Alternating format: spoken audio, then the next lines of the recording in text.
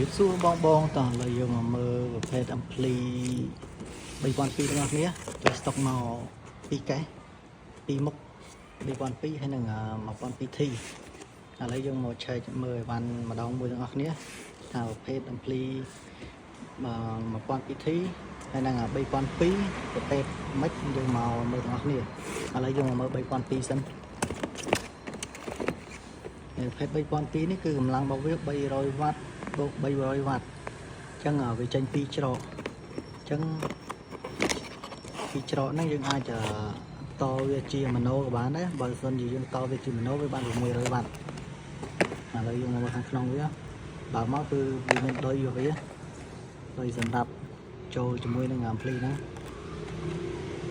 ហើយមានកាតរបស់វាមួយហើយតមកគឺមានអាំភ្លីតែប៉ុណ្្នឹងហើយខាងបោវាចឹងភេទអំភ្លីនេះគឺប៉ាស៊ីនចេញមកពីក្រុមហ៊ុនហើយពីក្រោយនេះក៏គេដាក់ដែរគេដាក់ ZK 3002ហើយមកបងត្រូវការអីអាចទៅតបបានអញ្ចឹងឥឡូវយើងមកមើលមួយទៀតភេទអំភ្លី 1002T ទាំងអស់គ្នាហើយ 1002T នេះដូចជាមានបូកអេបបងត្រូវការអាចទៅបានតម្លៃធូរថ្លៃដែរទេច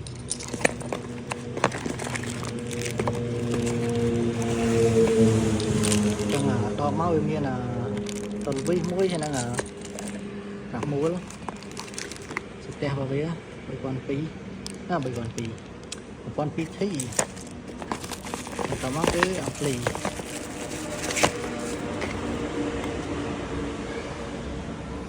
ចឹងប្រភេទអំភ្លី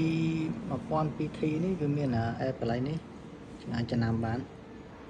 ហើយយើងបកមកក្រោយមកវាមានអេបដែរ ZK 1002T បូកអេប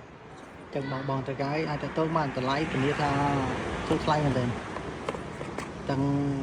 3002ទាំង1002T